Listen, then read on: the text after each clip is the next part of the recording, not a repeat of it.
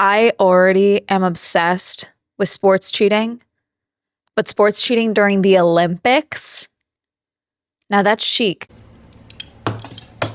That's it. That's my intro.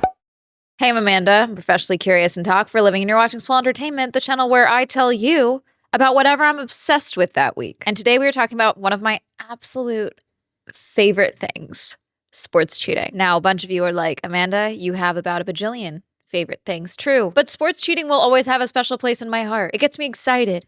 I get intrigued. I especially love sports cheating on a major level. Okay? The Olympics. Also, I have no footage for any of this because the IOC is being real loose with those copyright claims, and I would like this channel to not get nuked into the sun. Sports cheating as a concept, it's truly one of like my special little interests because I just think there's so many things that have to happen for an athlete or a team or team members to execute the thought process of cheating, plan out the cheating, and then commit the cheating and think you can get away with it when in many instances, these are nationally and or in this case, internationally televised sporting events. That's insane to think that you can get away with that, especially in modern day. In modern day, when everyone spectating has a 4K camera in their pocket, to think that you can also get away with it is absurd. Like in the 90s, 2000s, even earlier, I get it, okay? I get we just need to pay Bob well, and then no one will know. Like, I get that. That's also a whole separate thing. And also, there's like so much variety, I feel like, in sports cheating. Like, you know, last year I got really excited and also very annoyed by the coverage of the scandal that rocked the rock skipping landscape. Not a lot of you watched this video, but I made a video on the stone doctoring that took place at the World Rock Skimming Championships. And apparently no one else cared about that because there was very poor reporting done on that whole situation. It upset me. I had questions. I still have questions. I think I might have to go this year just to investigate on my own. Because what do you mean? What do you mean you're not telling me how the stones were doctored, how they feasibly doctored the stones? They were a little too round. We should have known. The ring of truth lied to us, but you know, it's just a metal circle, so we can't really be. This is not the point of this video, but my point still stands. I wanted better reporting there. I'm devastated. I will be a dedicated sports cheating reporter if this is what it takes, okay? For me to get what I need. Anyways, the Olympics. But first, let me take a second to tell you about the sponsor for today's video, Aura. Obviously, for Swell Entertainment, I review a lot of events, and that means that a lot of different events have my information. On top of that, we have all the other things that go into just existing online these days because it seems like everything has an app or that you need an account for everything, which is one of the ways that your information can end up in the hands of data brokers. Now, I'm not accusing these companies of selling my information. Some might be. A lot of them are just not as secure as they possibly could be. And so the more people that have your data, the more chances there are for your data to end up in the hands of data brokers where they are selling your data. And not only am I not seeing any money from them selling my data, they're selling my data to annoying people like scammers and spammers. I don't want that. Do you? No. Aura protects your privacy by identifying data brokers selling your information. They do the hard part of getting your information off these sites and keeping it off. They have a ton of incredible features all in one app at one affordable price, like alerts if your personal information is discovered on the dark web, 24/7 monitoring of your identity, a secure VPN, antivirus, password manager, and more. You can try Aura for yourself for free for 14 days by going to aura.com/swell. Plenty of time for them to check to see if any of your information has been compromised. And thank you to Aura for sponsoring this video. It's the Winter Olympics time, and I love the Winter Olympics, mainly because I'm in Southern California. And though we can go to snow, that is a thing that you can do in California. You can go to the snow. And I've like snowboarded. Have I skied? I don't think I've skied. I've snowboarded. And I ice skate pretty regularly, but I'm not, you know, Alyssa Liu, Isabeau, or Amber. You know, like I'm far more impressed by a lot of these athletes in the way that I'm just not like I'm impressed by any Olympic athlete. Sorry, that's gonna sound really bad. Like I'm not impressed by Olympians in at all. I am. I'm impressed by anyone that can do something I can't do, frankly. I don't know. I feel like the standard Olympics, those are sports that like a lot of us have tried at some point. For like in public, I went to public school. Like in public schooling, like we tried a lot of those, you know. But like the Winter Olympics, these are like, do you have some money? Your family want to drive up to Big Bear and, you know, Get you a day pass, you know? Are you good? Good luck. Get some coin. Whereas, like, obviously, I'm talking in the nature of the United States. We do have a very, variety of geographical landscapes here in the United States. So certain states have easier access to certain, like, hills, snow. You get my point. Versus countries like Norway, obviously, have a lot of snow. And so they are, given the ability to, pursue these things. So obviously, my view of the Winter Olympics is obviously, through the lens of being an American. Okay. But I don't know. I just find these way more impressive. And also, I don't know, we got new things like ski mountaineering. What are we doing? Okay. It's one of those ones where I'm like, I could try it. I don't think I would do well, but I kind of want to try it. Also, luge, bobsledding, Colin Jost doing the bobsled thing. I really want to do that. I do think I could handle the speed better than Colin Jost, but I'm an asshole, Anyways, cheating. So all this is alleged cheating, aside from one, but all this is alleged cheating, and I will be describing everything. Should we start with the one that started before the Olympics even happened? So this is from January 15th. This is on ESPN from the Associated Press. Norway coaches banned 18 months in ski jumping suit scandal. Now, this is probably not the one that you may have heard about. Also, side note, if you want my opinion before you see these videos on any of these things, you should check me out over on Twitch at twitch.tv/Swell Entertainment. I've been sharing these articles and like going through my opinions of these cases the entirety of the Olympics and prior to the Olympics since all this has been coming out. So if you ever are like, what's Amanda thinking about making a video on, just come over to stream. We'll yap, or you'll see me be bad at a video game. The scandal in ski jumping of Norway's men wearing manipulated suits was resolved when 3 team officials were banned for 18 months Thursday. The case tarnished Norway's hosting of the Nordic Ski World Championships last March and the country's wider reputation for fair play. Head coach Magnus Brevik, assistant coach Thomas Laubin, and staff member Adrian Levelton were suspended for the period requested by the International Ski and Snowboard Federation, which announced the verdicts. 2 athletes implicated in the case, Olympic gold medalist Johan Andre Forfang and Marius Lindvik, accepted 3 months bans in August and have returned to World Cup competitions ahead of the Milan Cortina Winter Games that opens next month. An independent panel which judged the team officials said it agrees with and endorses the appropriateness of the sanctions sought by the FIS. I don't know why I keep wanting to put an I before that. The panel's starting point is that cheating of any kind is inherently antithetical to sport and its values, wrote the 3 judges, who were led by sports law pioneer Michael Beloff. I want to be clear with y'all the definition of cheating for this video. Obviously, I've made videos on cheating previously, but Stone Skimming Championship cheating. I did a video called Everyone is Cheating, where I talked about a variety of accusations of cheating, including Ned Fulmer's cheating, among other things. And so for here, though, according to Google, this is for Oxford Languages, act dishonestly or unfairly in order to gain an advantage, especially in a game or examination. Manipulation and restitching of the suits was captured on secretly filmed footage and published by media during the World Championships in Trondheim. So, what is ski jumping? Ski jumping is quite literally and zoom.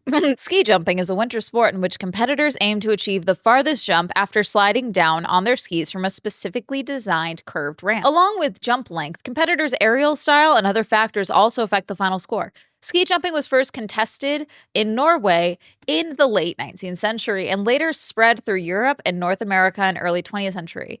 The late 19th century. I have so many questions. Oh, late 19th century. Okay, I thought for a second I read that as early 19th century in my brain, and I was like, what injuries did we see then? Basically, their suits, okay, which are fairly tight, okay, can only be a certain distance away from their skin. So it's like they're ski suits, but they're not like puffy ski suits, okay? It's like fairly form-fitting, okay? To the point that for a separate thing that we're going to talk about in a second, they mentioned 3D scans to be able to be fitted for their suits, okay? Like the distance off the skin of the suit is a very big deal. Now, apparently, if you add anything to certain parts of the suit, specifically the crotch area, so that you have a looser suit in the crotch area or a bigger surface distance on the suit in the crotch area, you can get a slightly further jump. Now, there is seemingly some speculation over what quite distance this would be. I kind of want someone to take one for the team and do us a full demonstration with an ill-fitting suit in the crotch area, so that we have an actual visual representation of what could actually happen with a well-fitting suit and an ill-fitting suit. But that's just me. Okay. So what these coaches were convicted of doing, because there's literally secretly filmed footage of it, is they were restitching the suits in the crotch area to add stitching, seemingly to give it a looser flap over the crotch. I'm like pointing at my crotch that you can't see, to give it a looser fit so that they had a little bit more of a like drag, is that the word, I guess? So they would go further. Athletes were helped to fly further by increasing the size of the suits that are pre-approved and microchipped by FIS. The manipulation could be confirmed only by tearing apart the seams of the crotch area on the Norwegian team's suits. Lindvik and Forfang were disqualified from the men's large hill event in Trondheim after they placed second and fourth, respectively. Lindvik retained his normal hill title 1 day earlier, and both kept their bronze medals from the team event. In Trondheim, Brevik and Littleton quickly acknowledged their guilt and insisted the cheating took place only before the large hill event. Sure, Jan. The bans were backdated to the time of the World Championships and will expire in September. So I believe in this instance, the reason that they were disqualified for their finishing positions is because they did get an advantage from the cheating, but I believe in another article I found, it said that they couldn't prove that they knew about the cheating, which is why their previous events weren't disqualified and they weren't further penalized or prevented from competing in the future. One thing I haven't mentioned earlier in this video is that so much of sports cheating now involves gambling, sports gambling cheating. And it is basically athletes throwing games, throwing pitches, things like that, so that they can get a kickback from someone making essentially a dirty bet on them having a certain outcome. So they are decimating their career and occasionally getting jail time if it can be properly proven, I believe, for a few tens of thousands of dollars more, which like to you and I is a lot of money. But to some of these dudes, that's pennies. You know what I'm saying? So that's a whole separate issue. And that's why I get excited about things like this, because what do you mean you added stitching? What do you mean? What do you mean? I think I need more images here. I know this like isn't actual court proceedings, but like, are there court proceedings somewhere? Like, can I read like the filing? Is there photos? I have questions. So there was that one. Then after this one, we have another one. This one is from The Cut. A crotch enlarging scandal has hit the Winter Olympics. This is by Olivia Craighead. You heard that right. This one's my favorite because I have so many questions and not enough people, again, are asking. No one's asking the questions that I want, and that's the problem. The accusation is that ski jumpers, I believe no nation was named. Hi, chat. Editing Amanda here. So as you're going to see, the more you watch this video, you'll see what seemingly happened with why this rumor spread. But I am still including this section because this is the one that was discussed the most.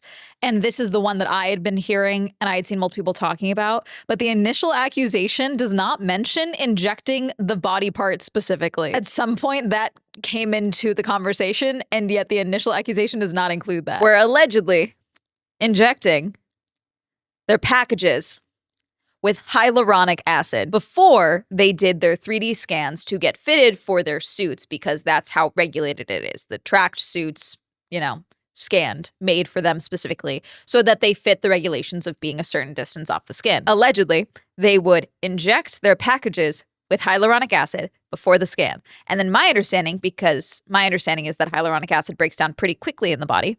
By the time they actually get their suits, their packages have gone back to their normal sizes, and therefore they get that loose flap over their package to help with the jumping.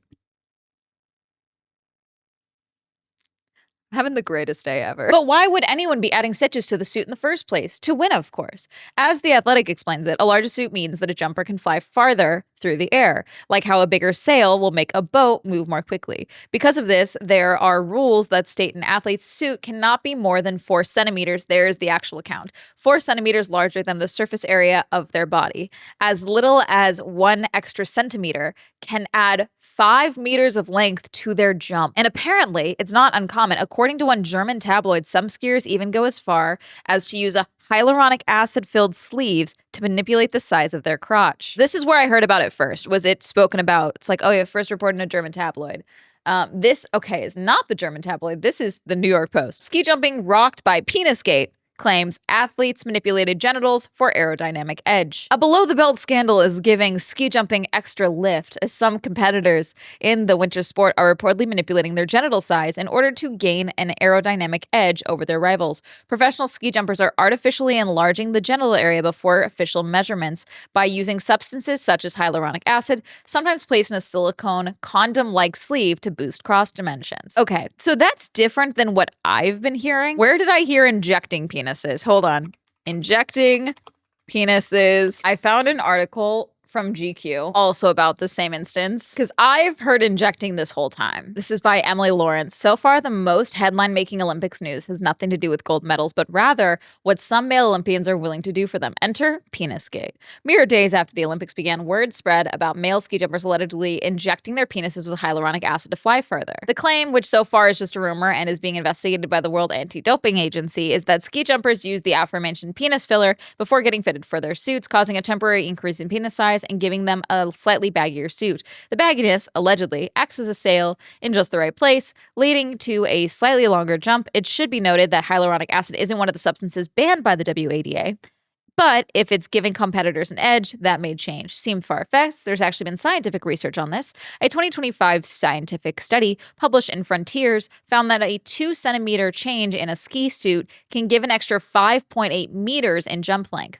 There's currently no proof that the ski jumpers use any sort of penis filler, but the allegations are raising questions about how effective hyaluronic acid is when it comes to increasing penis size. I'll have this one linked down below as well. But the article for the ski jumpers, the one that's from the New York Post, hyaluronic acid placed in a silicone condom-like sleeve. Would that not be obvious? Because I'm curious, how stripped down are we getting for these scans? Like, is there a regulation on what type of underwear you can be wearing for these scans? I'm assuming for the men, they're stripping down to underwear. It's my guess, at the very least. I'm assuming they're not going in there naked for the scans. You know what I'm saying? Could you not see something? I mean, if it was just a condom, probably wouldn't be able to see it. But if it was full of stuff. I have so many more questions. The enlarged genital area allows athletes to wear a slightly bigger ski jumping suit that generates more lift and improve aerodynamic, which can in turn add critical meters in flight. Before the season, ski jumpers are subjected to mandatory body scans to determine dimensions of their suit under the guidelines of the sport's governing body, the International Ski and Snowboard Federation. The crotch measurement is taken from the lowest point of the athlete's genitals, the German tabloid reported. The lowest point?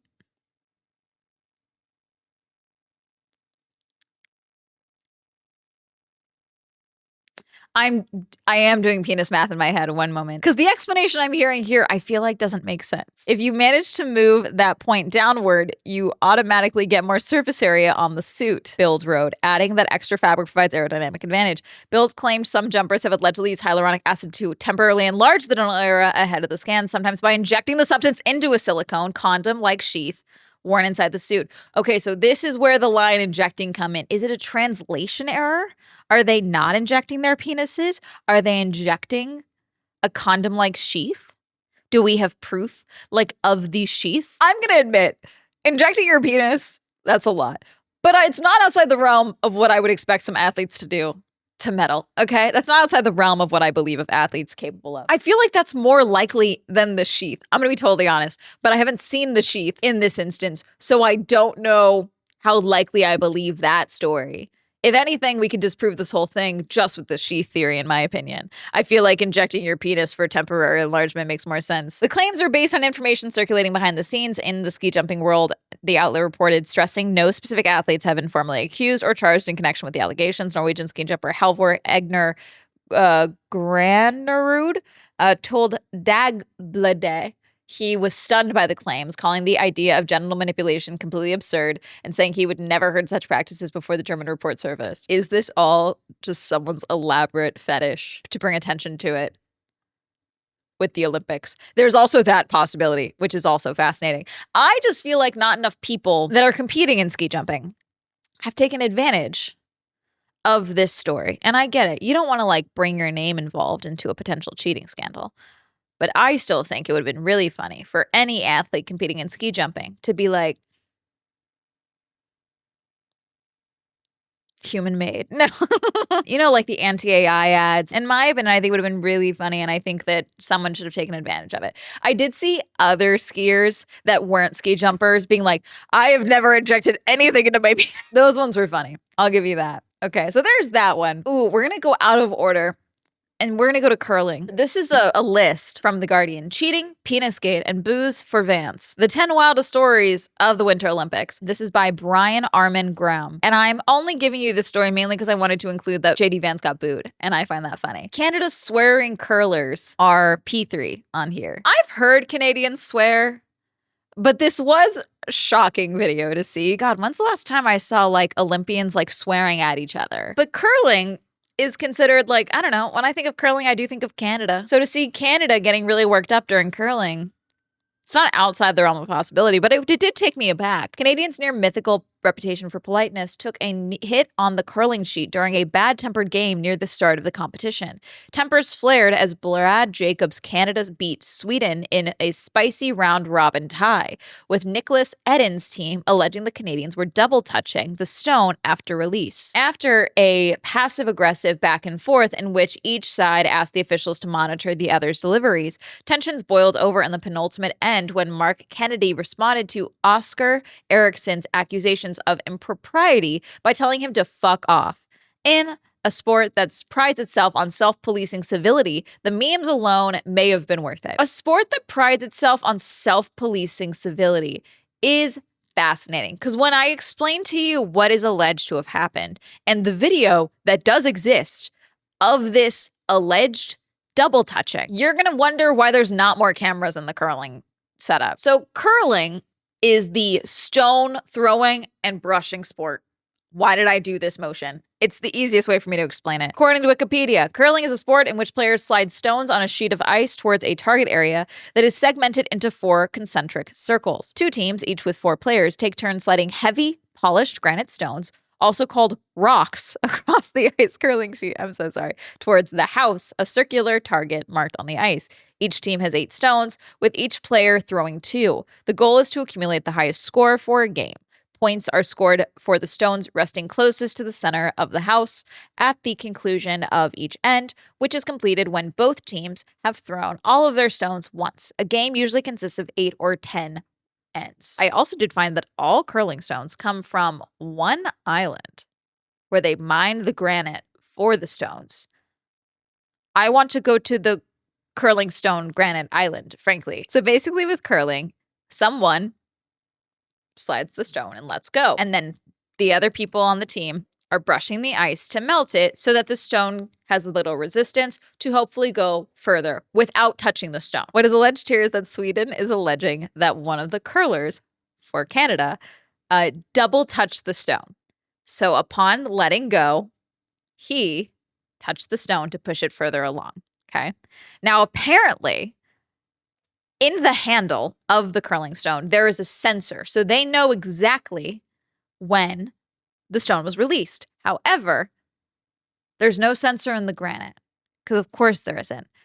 So in a video captured by Sweden from someone else in the arena where they are doing the curling, you can very clearly see from this angle a finger releasing the stone and pushing the stone further along. But I know what you're thinking, Amanda. If it's on camera, why were they not disqualified? Why was that not, thrown out? Well, because there was no sensor to catch it, and it wasn't one of the cameras set up for curling that caught the alleged double touch. So they decided there was no hog line violation. The hog line is the line that the stone goes across. They are alleging that there is no hog line violation. And Canada, I believe, in this instance, beat Sweden. Sweden now is refusing to let go of Canada's alleged Olympic curling cheating. Now, Canada, I believe, did get penalized for the swearing, on the ice. They responded to the accusation of cheating as well. And they were like, there was no hog line violation found. We acknowledge that we are not supposed to be swearing. We apologize for that. It's only cheating if you get caught. And the Swedish aren't letting Canada slide on this one. Oscar Ericsson, a curler for Team Sweden, accused Canadian rival Mark Kennedy of cheating during the 2026 Olympic Games, sparking a global reaction that is still raging. Side note, yes, there are in fact heated rivalry edits of both of them. Of course there is. You don't react like that if you know you're not guilty. I don't think he slept as well that night as I did. If he now chooses to think he did the right thing, he will have to take responsibility for it, Eriksson told Swedish outlets Varmlands Folkblad. Eriksson, 34, called out Kennedy for double touching the stone a second time after it crossed the hog line, which appeared to be confirmed by video that made the rounds on social media. He hasn't dared to look in my direction. He's probably ashamed, Eriksson said. Mature for a 44-year-old father of two. Eriksson called Kennedy out on the ice in a scene that went viral. Apparently, it's all right touching the rock after the hog line, Eriksson said during the February 14th round-robin match. You can fuck off, Kennedy retorted. The Canadian has continued to deny the accusation. The following day, the Swiss team also accused Team Canada of double touching. The World Curling Board released a statement of the allegations, saying they do not use a video replay of overturned game decisions, while also clarifying that a second touch of the granite after release is now allowed. If the granite is touched after it crosses the hog line, it results in the stone being removed from play. Canada is set to face off against Great Britain in the gold medal match on Saturday afternoon, where certainly all eyes will be on them, and the thinnest of touches will be looked at for fans and referees alike. Team Canada was accused of double touching again for the women's team as well, I believe, but there was no camera at this angle. Side note, why are there no cameras on the hog line?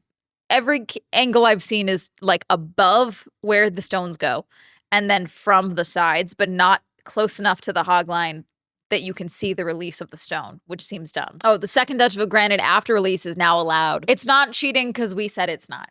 Okay. As I'm recording this, it's like the last day of the Olympics. So everything will be out. There might be more accusations. I may have to make addendums to this video because there might be more. No more cheating accusations that I have seen. However, at the time you're recording this, the Paralympics just started. And before the Paralympics started, apparently some of the curling stones were stolen from Paralympics curling. Pardon?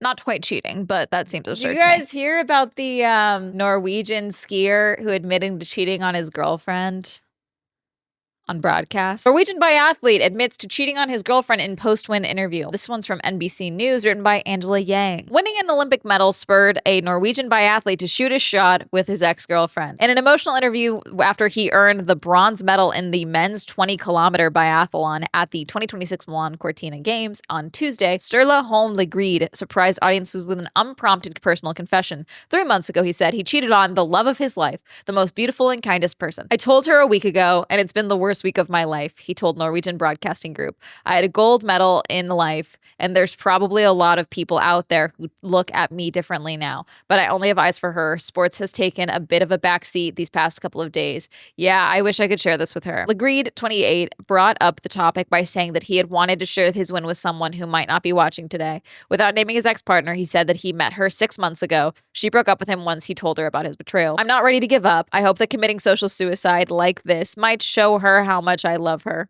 I accept the consequences of what I've done. I regret it with all my heart. Maybe I'm dumb as a rock. I'm a member of Mensa, but I still do stupid stuff. I did not know about the Mensa line. That adds such a good layer to this. So this is admitted cheating, so I get to include this in the cheating roundup. Girl, if you take him back, don't do it. Because you gotta ask yourself, was the betrayal eating at him? He had been with her for 5 months. 3 months ago, he cheated on her. So 2 months into the relationship, he cheats on her.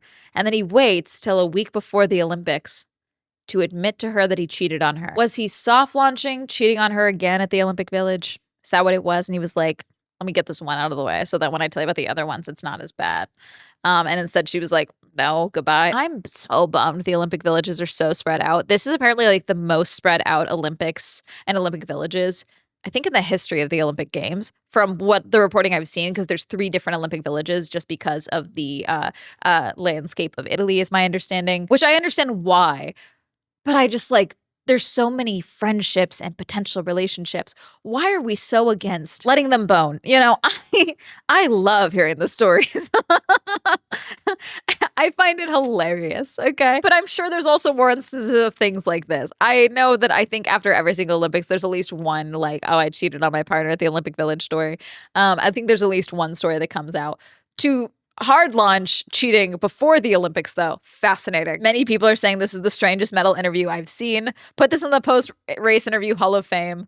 The most bizarre moment of the Olympics just dropped. Called me old-fashioned, but I don't think telling the world you cheated on your girlfriend right after you win an Olympic medal is the best idea. This, I think, is crazy as well. Legreet's teammate died last year during training, but you take this moment to admit to cheating on your girlfriend. The Winter Olympics came just months after Norwegian biathlete Sivert Guttorm Bakken, Legreet's teammate, died while at a training camp in Italy.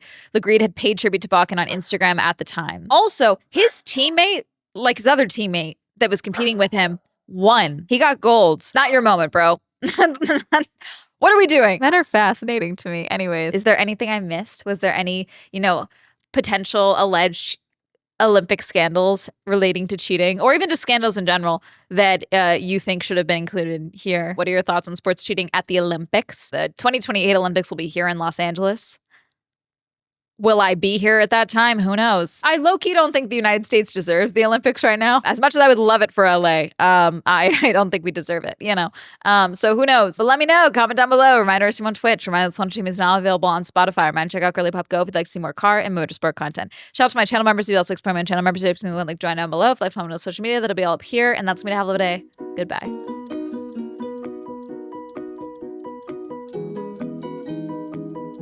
I do want to give a shout out to Nazgul, the 2-year-old Czechoslovakian wolf dog, who got involved in the cross-country skiers race.